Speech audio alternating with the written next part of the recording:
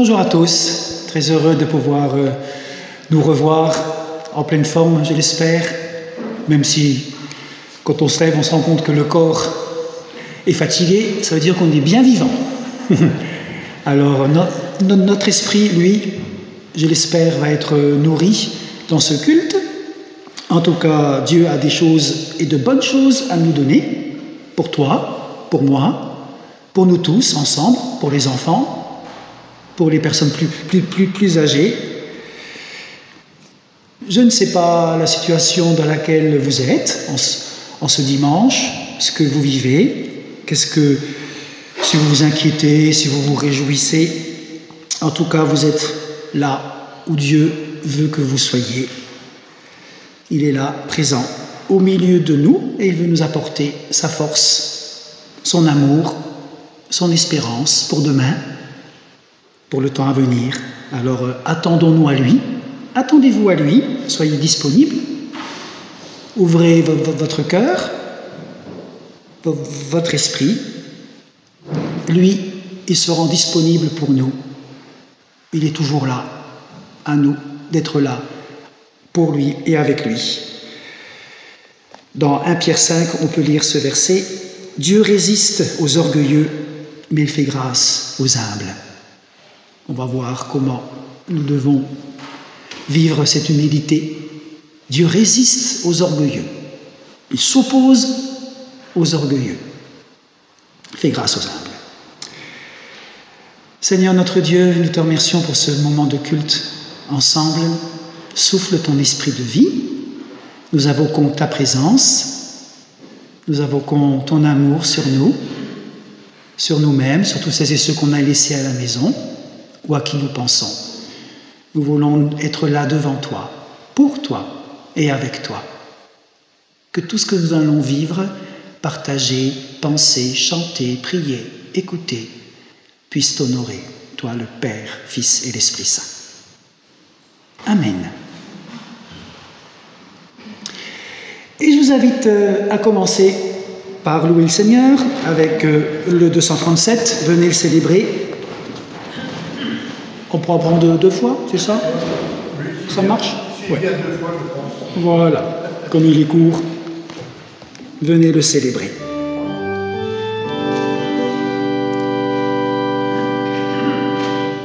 Venez le célébrer, son grand amour, venez le chanter. Le Fils de Dieu est venu donner la vie. Nous te fêtons, ô roi, car tu nous fais partager ta joie et nous offrons ton honneur, un chant d'amour, Seigneur.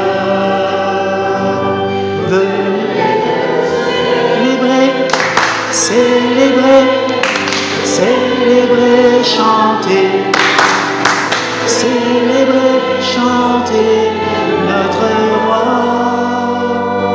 Venez le célébrer, célébrer, célébrer, chanter, célébrer, chanter notre roi.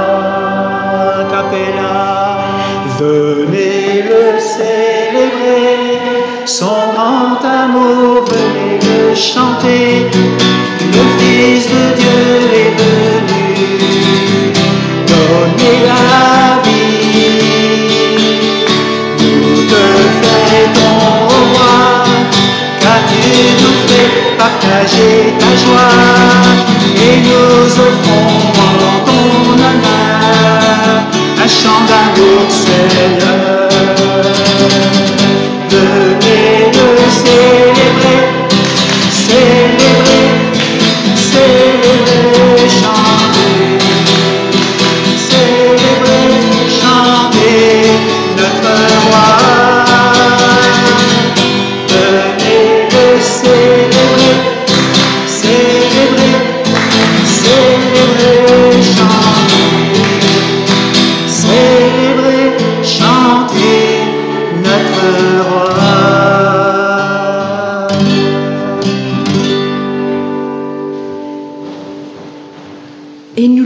Seigneur avec le psaume 145. C'est aussi un chant de louange. Je t'exalterai, ô mon Dieu, mon roi, et je te louerai jusque dans l'éternité. Oui, je te louerai tous les jours, et je te célébrerai jusque dans l'éternité. L'Éternel est grand et très digne de louange. Sa grandeur est insondable.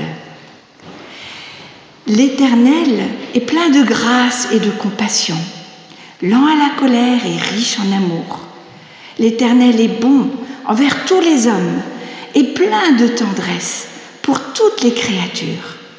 Que toutes tes œuvres te louent, Éternel, et que tes fidèles te célèbrent.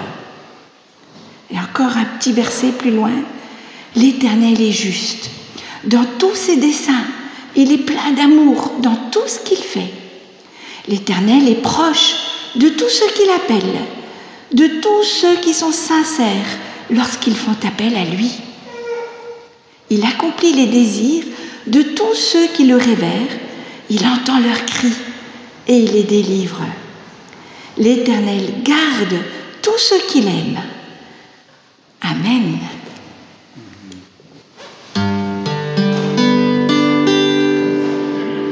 Et nous pouvons prendre dans le livret numéro 51, comme un phare, sans ta lumière, Seigneur, que ferions-nous dans ce monde, perdu au large dans le brouillard au gré des vents? Sans ta lumière, Seigneur, que ferions-nous dans ce monde, perdu au large dans le brouillard au gré des vents? Sans ta lumière, Seigneur, où irions-nous dans ce monde? La mer est immense, sans ta présence, que ferions-nous? Comme un phare dans la nuit, tu brilles sur tes enfants. Tu nous guides vers le pas, au cœur de ton amour. Comme un phare dans la nuit, tu brilles sur tes enfants. Tu nous guides vers le pas, au cœur de ton amour. Sans ta lumière, Seigneur, que serions-nous dans ce monde en perdition, sans direction, cherchant la voie? Sans ta lumière, Seigneur, où irions-nous dans ce monde? Que décider, qui écouter, que ferions-nous? Comme un phare dans la nuit, tu brilles sur tes enfants, tu nous guides vers le pas, au cœur de ton amour. Comme un phare dans la nuit, tu brilles sur tes enfants, tu nous guides vers le pas, au cœur de ton amour.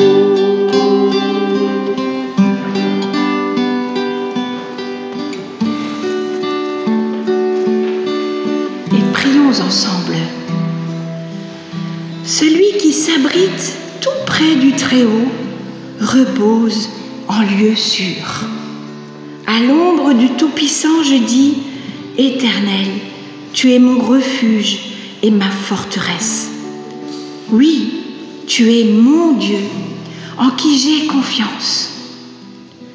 Oh, quel bonheur de pouvoir compter sur toi, ô Père, à chaque instant. Lorsque les difficultés sont là, nous crions vers toi et tu interviens en notre faveur. Lorsque nous avons un choix à faire, tu es là, comme un phare dans la nuit, pour nous éclairer et nous montrer le bon chemin.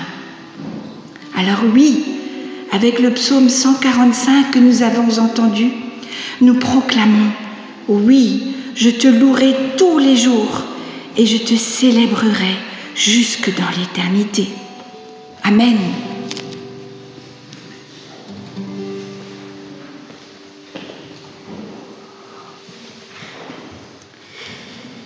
Et nous pouvons prendre le 264, Jésus, toute la terre entonne.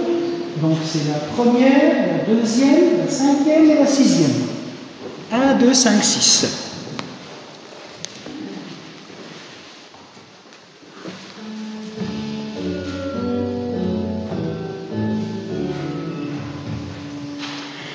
Jésus, toute la terre entonne un chant en ton honneur. L'univers tout entier résonne de ta gloire au Sauveur. Ton nom c'est l'amour et la grâce, la vie et le pardon. En lui se révèle la face de Dieu saint, juste et bon. Ô Christ, que tout genou fléchisse à ton nom glorieux, glorieux, pour t'adorer, que tous s'unissent sur terre et dans les cieux, dans les cieux. À toi louange, honneur et gloire, à ton nom, ô Jésus, ta croix remporte la victoire, en toi et le salut.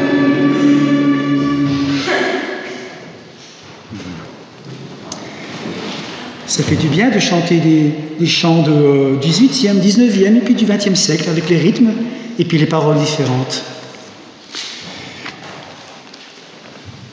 Prions ensemble. Seigneur, on veut te remercier parce que sans cesse, tu nous rappelles tes promesses. Merci parce que tu nous redis ce que tu attends de nous. Nous nous présentons devant toi. On a entendu que tu mérites toute la louange, toute l'adoration, que tu attends de nous des cœurs qui te célèbrent, qui reconnaissent qui tu es, ce que tu fais. Ce que tu attends de nous est clair et nous avons du mal à l'accomplir. C'est loin d'être ce que nous faisons parfois. Tu nous appelles à nous ouvrir à ta grâce. Tu nous appelles à rayonner de ta présence, de ta lumière autour de nous,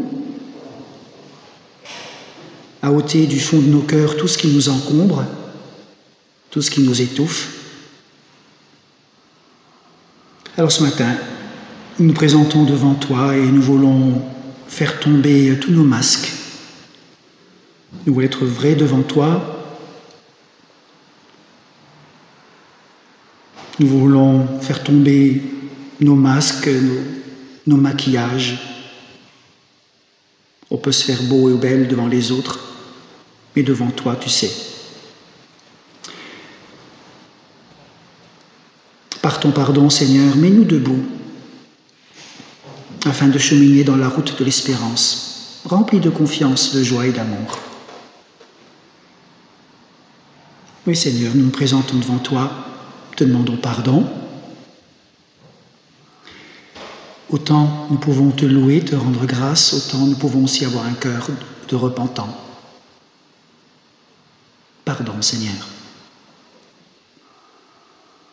Nous nous reconnaissons pécheurs devant toi. Nous avons besoin de toi.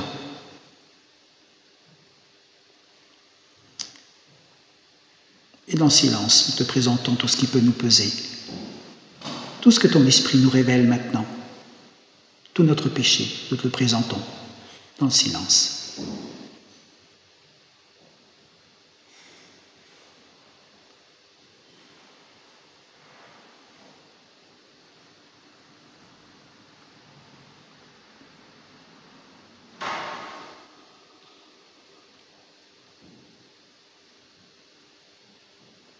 Permets, Seigneur, que ta lumière, que ta gloire se lève sur nous.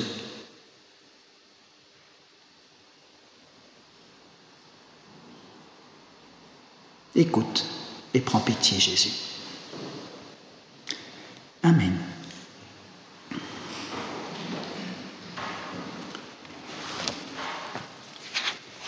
On peut continuer cette prière en restant assis pour ceux qui le souhaitent. Mon Père, dans le livret numéro 135. Mon Père, je m'abandonne à toi. Numéro 135. Ce matin, quand je suis venu un peu plus tôt, puis j'ai répété ce chant, je lisais les paroles « Fais de moi ce qu'il te plaira, quoi que tu fasses, je te remercie, je suis prêt à tout et j'accepte tout ». Je dis non, je ne vais pas dire ça, parce que je sais que je n'y arriverai pas. Je ne sais pas vous, mais en tout cas moi, je sais que je suis prêt à tout. Non, il faut être honnête. J'accepte tout. Non, soyons honnêtes, je suis honnête. J'essaye, je dis Seigneur, je vais accepter ce que je peux aujourd'hui, puis demain on verra. Vaut mieux être face au Seigneur en vérité, de dire j'accepte tout ce que je peux. Tu connais Seigneur, au lieu de dire j'accepte tout, puis on ne fera pas tout. Parce que voilà. Alors de dire je suis prêt à tout ce que je peux faire aujourd'hui. J'accepte tout ce que je peux aujourd'hui, puis demain on verra.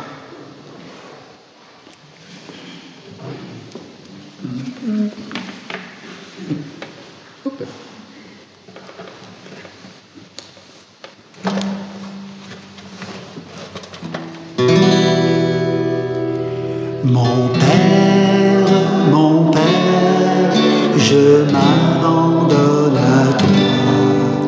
Fais de moi ce qu'il te plaira. Quoi que tu fasses, je te remercie. Je suis prêt à tout, j'accepte tout, car tu es mon Père.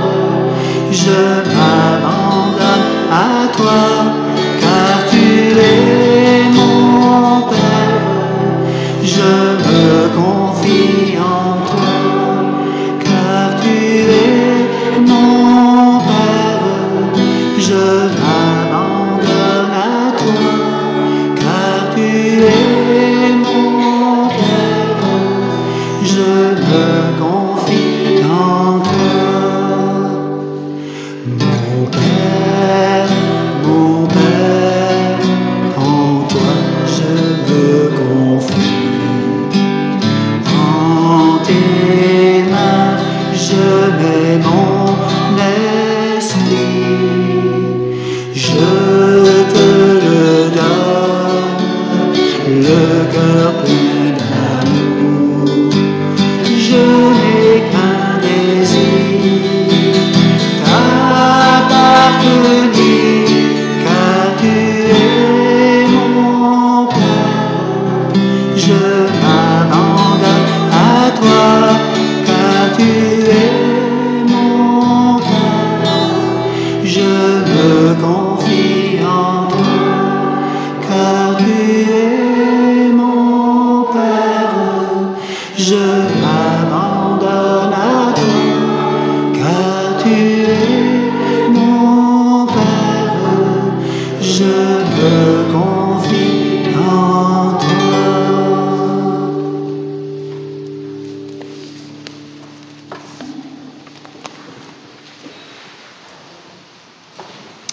Deux hommes vont au temple pour prier.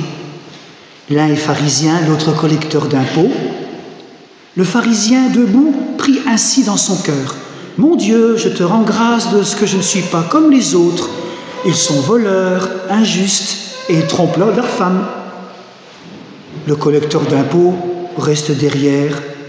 Il n'ose même pas lever les yeux vers le ciel et il se frappe la poitrine et il se dit « Ô Dieu, aie pitié de moi, je suis un homme pécheur. » Deux hommes, deux façons de prier. Jésus affirme, oui, je vous le dis, quand le collecteur d'impôts rentre chez lui, il est juste, devant Dieu, mais pas le pharisien. Luc 18. Lorsque nous demeurons les yeux vissés sur les errances de notre prochain, nous sommes enfermés dans la comparaison, prisonniers du péché. Mais lorsque nous nous humilions devant Dieu, nous sommes affranchis du regard du prochain, libérés du péché, pardonnés pour un nouveau chemin.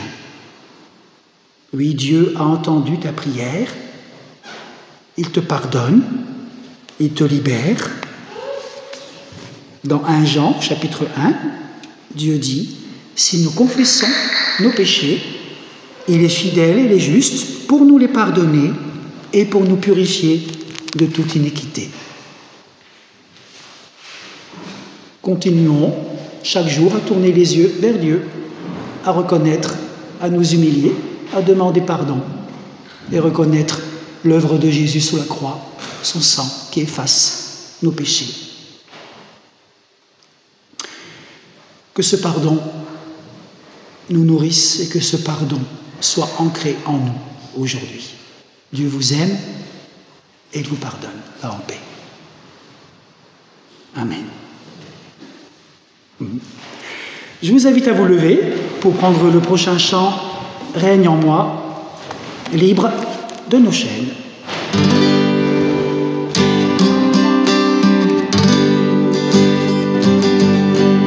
Libre de nos chaînes, nous marchons vers toi. Ta main souveraine affermit nos pas, amenés de lumière, couronnés d'éclat. Sur la terre, messager de joie. Alléluia, que ton règne vienne.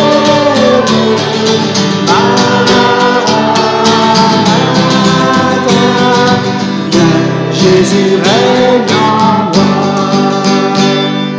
Proclamons sa grâce au creux de la nuit. Recherchons sa face au cœur de sa vie. Célébrons sa gloire,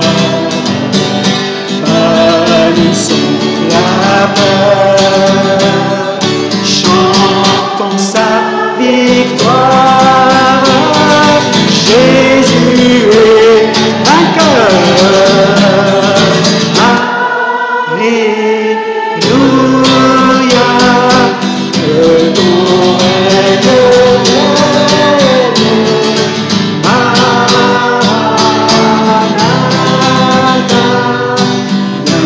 Jésus règne en moi.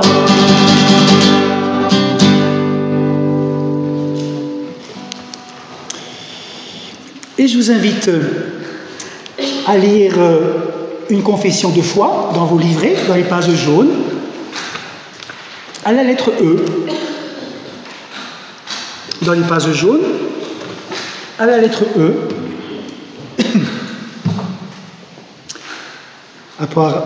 Après avoir loué Dieu, reconnu notre péché, reçu la parole de grâce, voilà, nous confessons notre foi.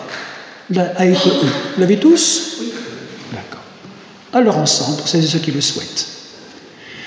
Dieu, je crois en toi.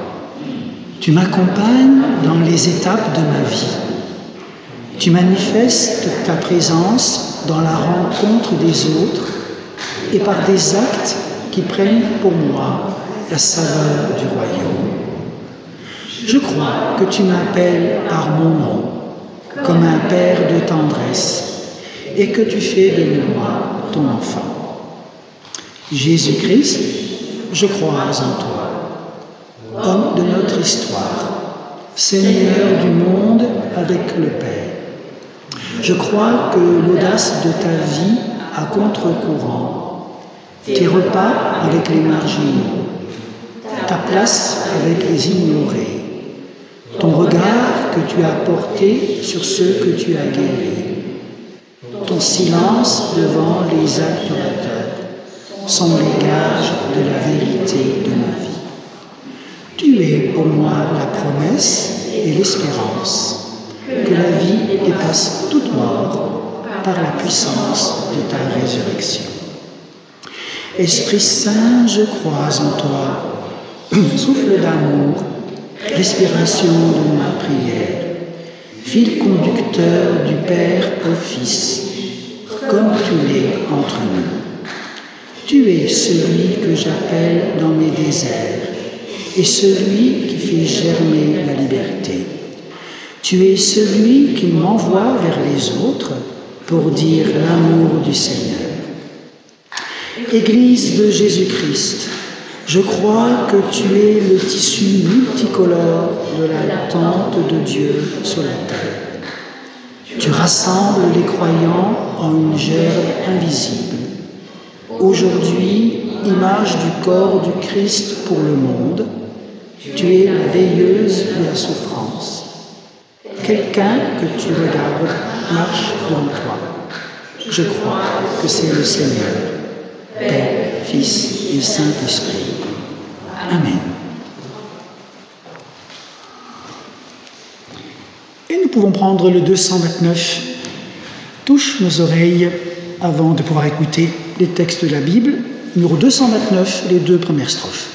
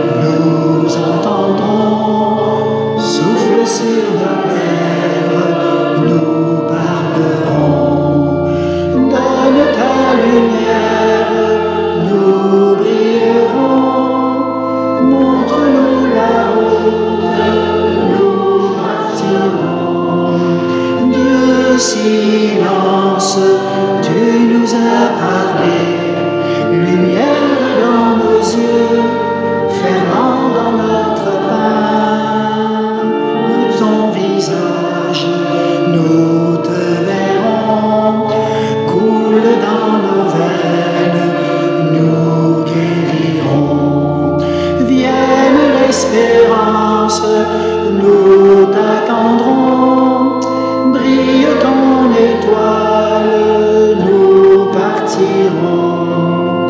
Dieu, silence, tu nous as parlé, lumière dans nos yeux, ferment dans notre pain.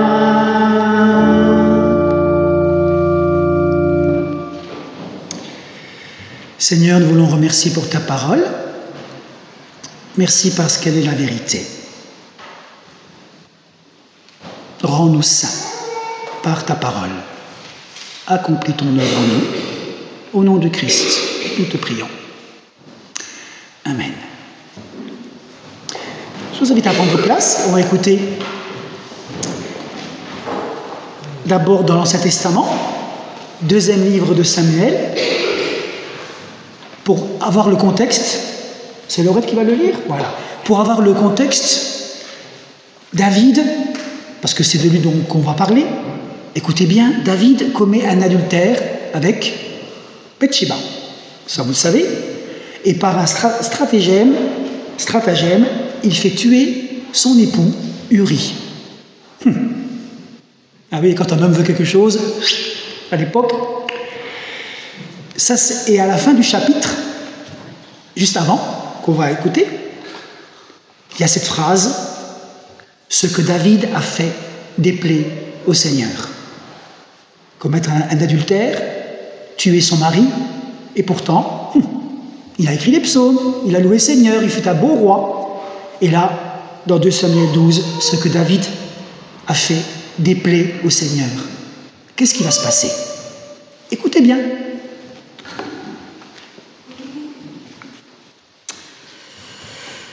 Donc dans l'Ancien Testament, le prophète Nathan fait des reproches à David. Alors le Seigneur envoie le prophète Nathan à David. Nathan entre chez le roi et lui dit « Dans une ville, il y avait 2 hommes. L'un était riche, l'autre était pauvre. Le riche avait beaucoup de moutons et beaucoup de bœufs. Le pauvre n'avait rien du tout, sauf une petite brebis qu'il avait achetée. Il lui donnait à manger et la brebis grandissait avec ses enfants. Elle mangeait la même nourriture que lui et elle buvait le même lait. La brebis dormait à côté de lui. Elle était comme sa fille. Un jour, un visiteur arrive chez l'homme riche. Celui-ci ne veut pas prendre un mouton ni un bœuf de son troupeau pour préparer le repas. Alors, il prend la petite brebis du pauvre et la fait cuire pour son visiteur. David se met dans une violente colère contre ce riche et il dit à Nathan « Aussi vrai que le Seigneur est vivant, l'homme qui a fait cela mérite la mort. Il a agi sans aucune pitié. Il doit remplacer la brebis volée par 4 autres brebis. » Nathan dit à David « L'homme qui a fait cela, c'est toi. Et voici ce que le Seigneur dit, Dieu d'Israël te dit. Je t'ai consacré comme roi d'Israël. Je t'ai délivré de la main de Saül. Je t'ai donné autorité sur la famille de ton maître Saül. J'ai mis dans tes bras les femmes de ton maître. Je t'ai donné les peuples d'Israël et de Juda. Si ce n'est pas assez, je peux encore te donner 2 fois plus. Pourtant, tu n'as pas respecté mes commandements. Pourquoi donc? Tu as fait ce qui est mal à mes yeux. Pourquoi tu as assassiné Uri le Hittite? Oui, tu l'as fait tuer par les Ammonites et tu as pris sa femme pour en faire ta femme. Eh bien, à partir de maintenant, il y aura toujours des morts violentes dans ta famille. En effet, tu t'es moqué de moi en prenant pour femme la femme d'Uri le Hittite. Alors David répond à Nathan, « Je reconnais mon péché devant le Seigneur. » Nathan dit à David, « Dans ce cas, le Seigneur te pardonne. Tu ne vas pas mourir. Mais dans cette affaire, tu as gravement méprisé le Seigneur. C'est pourquoi ton enfant qui vient de naître doit mourir. » Ensuite, Nathan rentre chez lui. Le Seigneur envoie une maladie à l'enfant que la femme d'Uri a donné à David.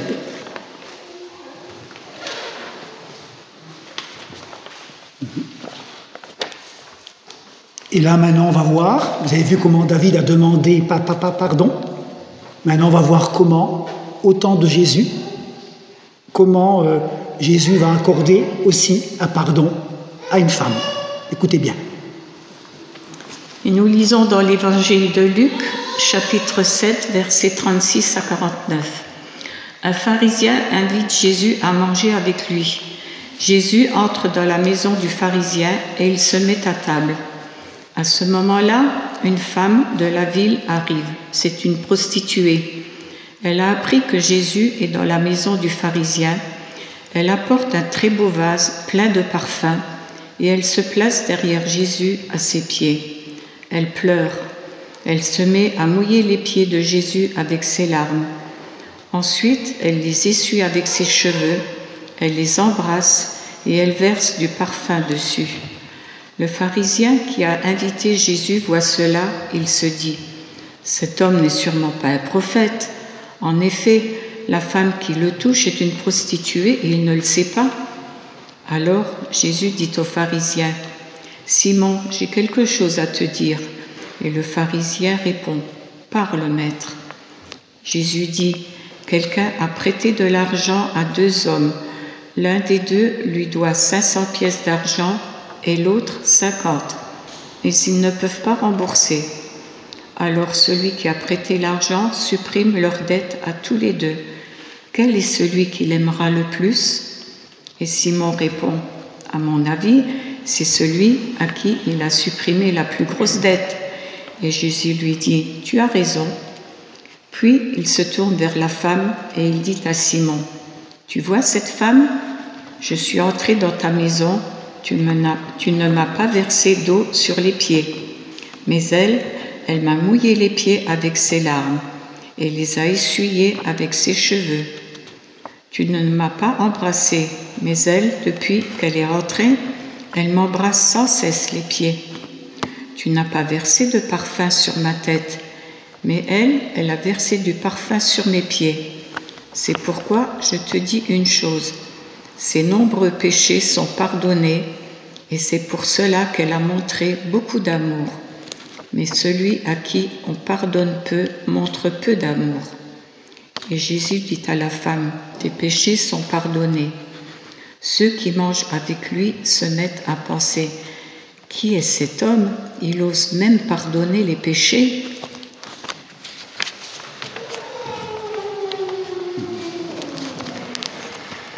Ah, c'est des histoires claires et nettes, hein. Il n'y a même pas grand-chose à dire, hein, parce que c'est du vécu, un constat, une demande de pardon. Cette belle histoire nous montre comment des gens changent, et changent à cause de Jésus. C'est dans ce but que l'histoire de cette femme avec Jésus nous est racontée. Cette histoire doit être le miroir dans lequel nous nous voyons, afin que nous puissions aussi changer, nous aussi, comme les gens de cette histoire.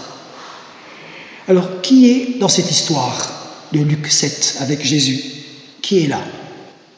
Bien sûr, il y a Jésus. Il est là en tant qu'invité.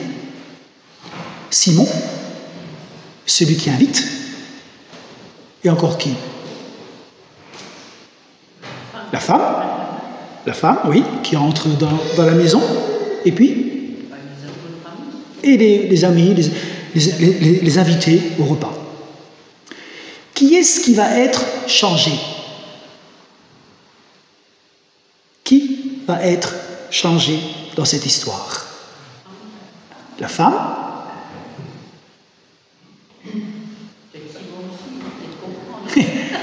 Simon va changer d'une manière ou d'une autre.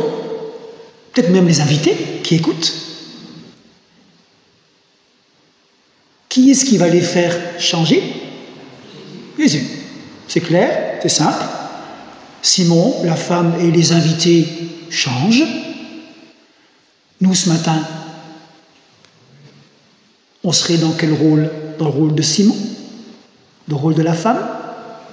Le rôle des invités? On regarde. On est la femme qui a besoin du pardon. On est Simon. On verra un petit peu qui il est, celui-là. Qu'est-ce que Jésus veut nous dire dans cette histoire? D'abord, je pense que vous voyez clairement combien Simon a des préjugés. Les invités peut-être aussi. Si ce Jésus était un prophète, il saurait de quelle sorte cette femme elle est, une pécheresse. Quel est le péché de cette femme? Une prostituée, peut-être encore autre chose, encore en plus. Jésus est un prophète. Il ne sait peut-être pas qui est cette femme, mais c'est certainement ce qu'elle est. Il voit qui elle est. Simon ne dit rien, il pense, il insinue, il voit cette prostituée venir, il pense, il dit rien. C'est une des caractéristiques du préjugé. Avant de dire seulement un mot, on a déjà pensé et insinué un jugement. Il voit cette femme et tout de suite, toc, toc, toc, toc, toc. Il juge déjà. On a préjugé, on juge par avance, avant de parler. On voit quelqu'un, on pose déjà sur lui un jugement. Et on a jugé définitivement, en pensant que la personne concernée est incapable de faire autre chose que ce qu'on pense. C'est ça, préjugé. Cette femme ne peut pas changer. Elle ne peut pas évoluer. Elle ne peut pas se convertir. Moi, j'ai jugé que c'est impossible. Et Jésus le dit à Simon, toi, tu es un type bien, correct, tu es généreux, tu as de l'argent, mais tu ne m'as pas lavé les pieds, tu ne m'as pas donné un baiser d'accueil, tu ne m'as pas parfumé. Elle, que tu juges, qui est pécheresse, elle m'a lavé les pieds de ses larmes, elle les a embrassés, elle a parfumé d'huile. Simon découvre subitement ce contraste.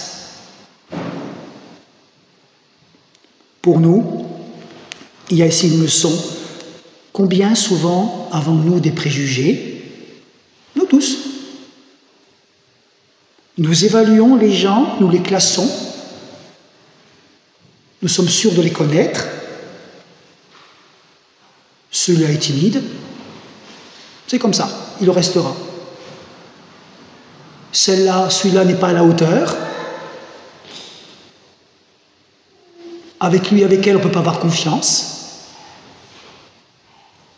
Lui, il est radin. On pose des jugements.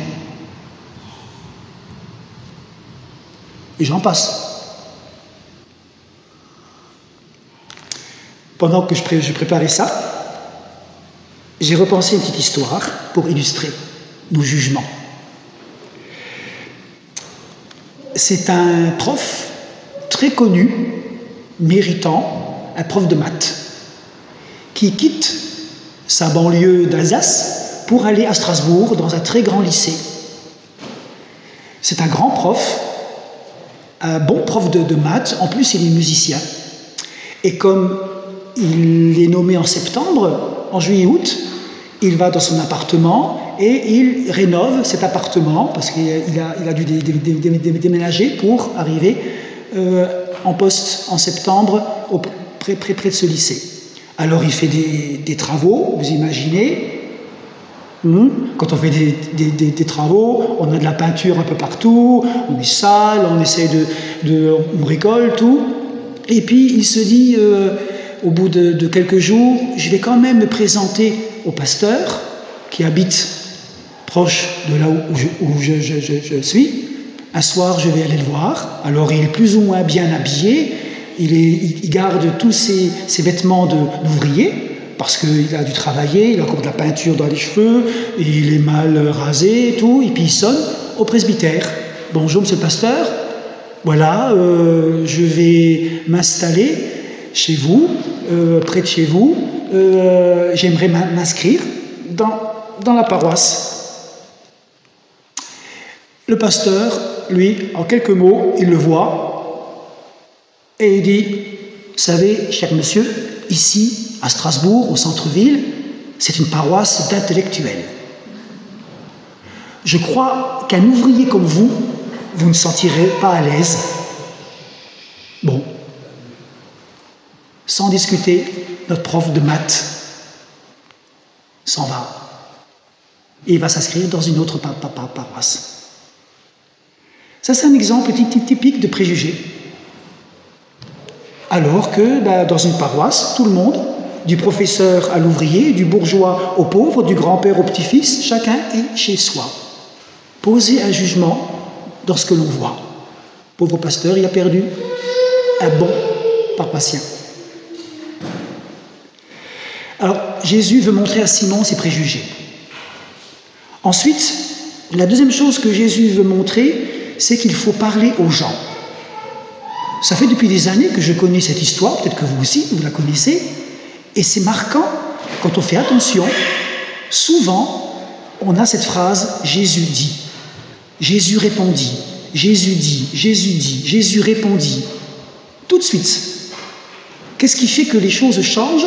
Parce qu'à un moment donné, Jésus prend la parole. Il ose exprimer. Simon n'avait pas dit un mot, la femme n'a pas dit un mot, les convives n'ont certainement pas dit un mot, le seul qui dit quelque chose, c'est Jésus. Et en parlant, il force les autres à changer de pensée, il force les autres à agir, et de fait à se convertir de leurs préjugés. Si Jésus n'avait rien dit, tout serait resté inchangé. Simon serait toujours un homme riche et généreux, la femme serait toujours une pécheresse, les invités seraient toujours des invités, Jésus serait le prophète, voilà, on serait content de l'accueillir, on serait honoré. Jésus ne s'est pas contenté simplement de recevoir cet hommage, il prend la parole. Il ose prendre la parole. Il prend la place du chef de la maison, il prend l'initiative et il oblige tout le monde à bouger. Dans sa tête, dans son cœur. Et je me suis dit, lorsqu'on est à quelque part, on a le choix. Quand on est avec les uns et les autres, soit qu'à un moment donné, on ose dire, pendant 2 secondes, 3 secondes, on a ce défi. Est-ce que je vais oser dire quelque chose ou pas? Et là, on n'a que quelques secondes. Oui, non. Je dis pas. J'y vais pas. Je pose la question. Non, oui. Jésus lui l'a fait. Il a osé. Alors, peut-être que vous, comme moi, dans des discussions, dans des relations, on a parfois dit des choses, et puis on s'est rendu compte que ça s'est plus ou moins bien passé, alors ça nous a refroidis, par rapport à notre foi, par rapport à l'Église, par rapport au monde entier, les relations.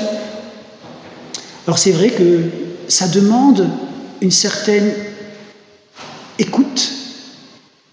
Seigneur, quand on est avec des gens, puis quand on sent qu'on a à dire des choses ou pas, on peut faire comme une prière missile. J'appelle ça des prières missiles, rapides. Pouf, Seigneur, est-ce que je dois dire quelque chose ou pas? Aide-moi.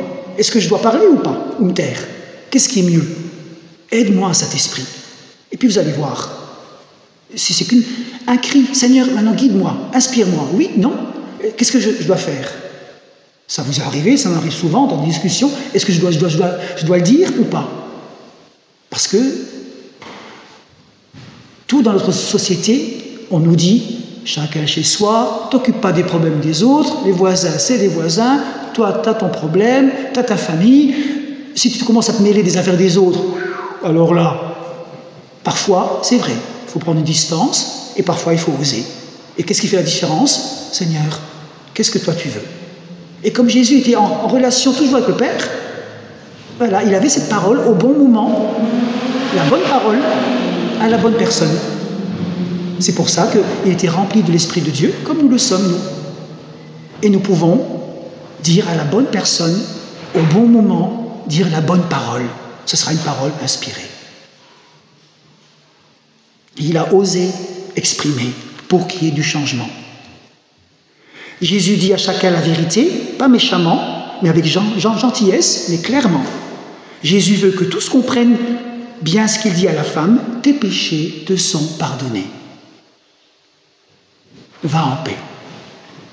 Et brusquement, tous découvrent, et nous aussi, que nous sommes des pécheurs.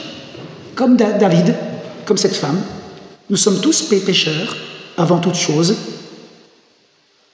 Elle est une pécheresse, cette femme, mais une pécheresse pardonnée.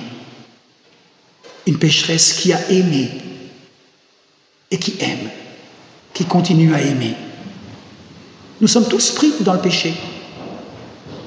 Et nous avons besoin, comme David, comme cette femme, de venir au pied de Jésus et demander pardon. Alors ce matin, est-ce que nous sommes comme Simon? Préjugés, une distance. Est-ce que nous sommes cette femme? Nous avons besoin du pardon?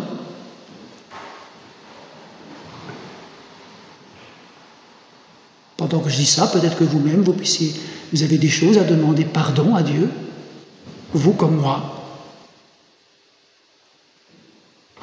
Tu es pécheur, change, repens-toi, laisse Jésus te pardonner.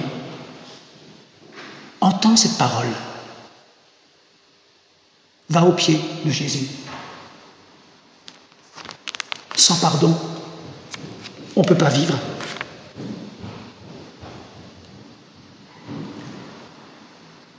Est-ce que nous sommes Simon? Est-ce que nous sommes cette femme?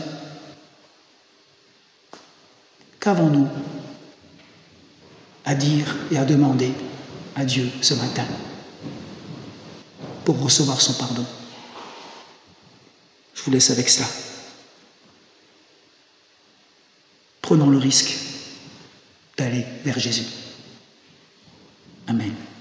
On peut avoir quelques instants de silence, puis ensuite on écoutera un morceau de musique. Je vous invite à prendre le 417. Tu peux naître de nouveau. Les 3 strophes. Toujours dans cette démarche de demande de pardon.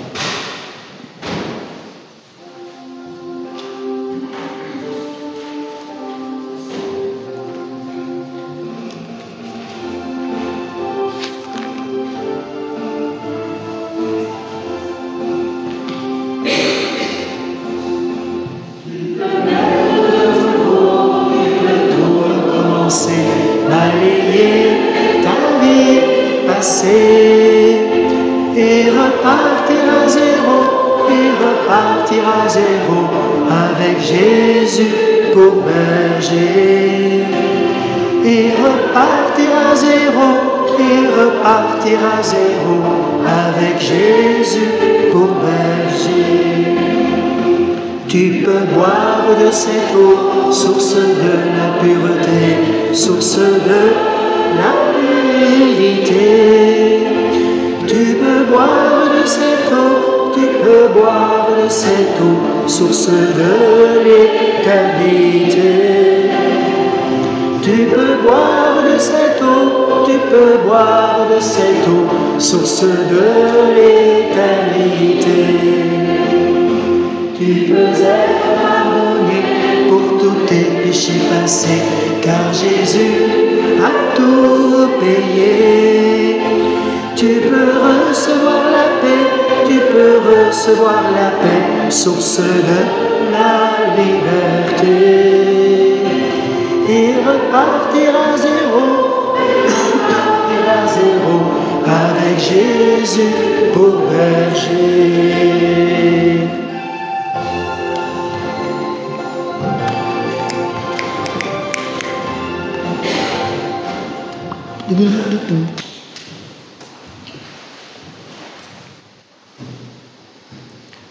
Souvent, mon Dieu, je suis angoissée face à ma réalité de ce monde, à ma situation personnelle, à toutes ces voix qui parlent en moi, à tout ce que je ne comprends pas de la vie.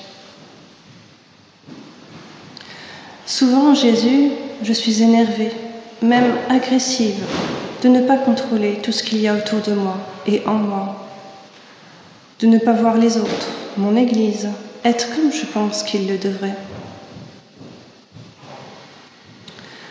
Souvent, Saint-Esprit, je ne te vois pas à l'action et me demande si tu inspires encore.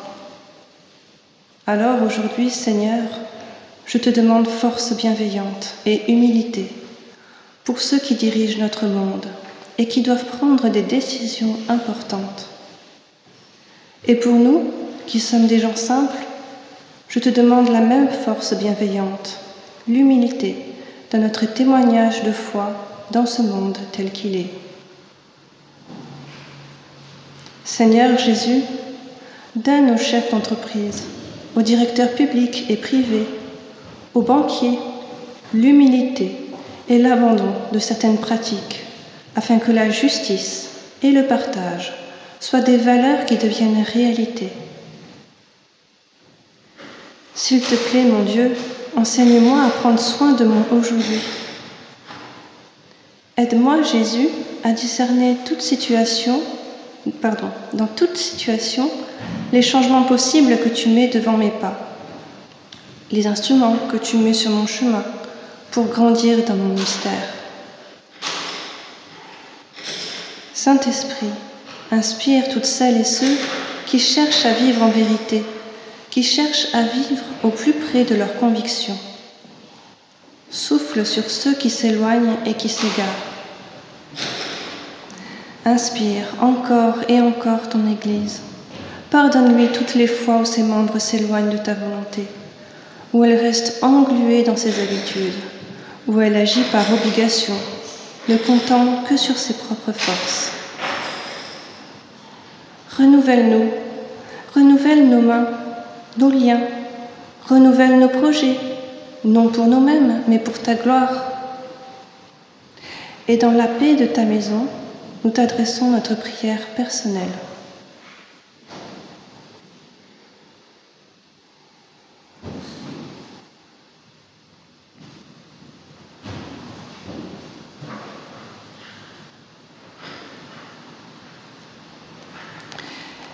Et unis à tous ceux qui prient ici et au loin, nous te disons, Notre Père qui es aux cieux, que ton nom soit sanctifié, que ton règne vienne, que ta volonté soit faite sur la terre comme au ciel.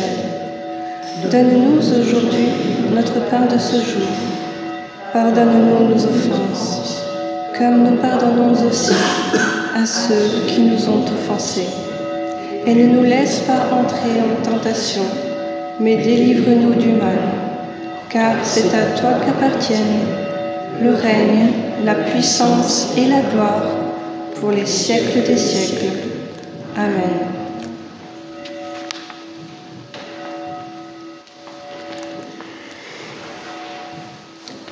Recevons la bénédiction de la part de Dieu.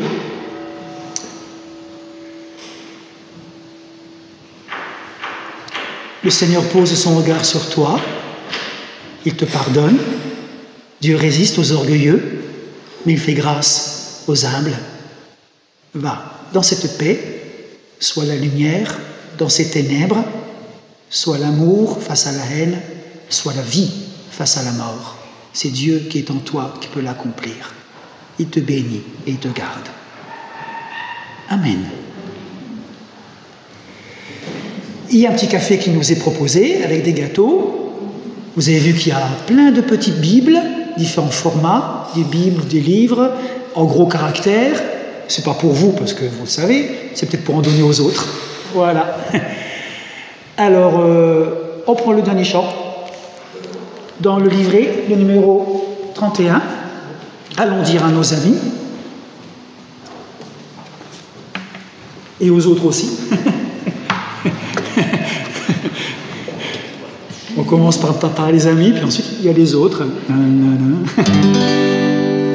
C'est quoi la première? 1, 3, 5. Allons dire à nos amis, Jésus est vivant. Sur le chemin de nos vies, nous l'avons rencontré. Allons dire à nos amis, Jésus est vivant. Sur le chemin de nos vies, nous l'avons rencontré. Christ est vivant, ressuscité, nous en sommes témoins. Nous l'avons vu et reconnu au partage du pain. Dire à nos amis, Jésus est vivant. Sur les chemins de nos vies, nous l'avons rencontré. Vous qui doutez, vous qui souffrez, vous qui êtes déçus, soyez sauvés et relevés par le nom de Jésus. Dire à nos amis, Jésus est vivant. Sur le chemin de nos vies, nous l'avons rencontré. Allons crier au monde entier que Jésus est vivant, que son esprit nous envahit comme un feu, comme un vent. Dire à nos amis, Jésus est vivant. Sur le chemin de nos vies, nous l'avons rencontré.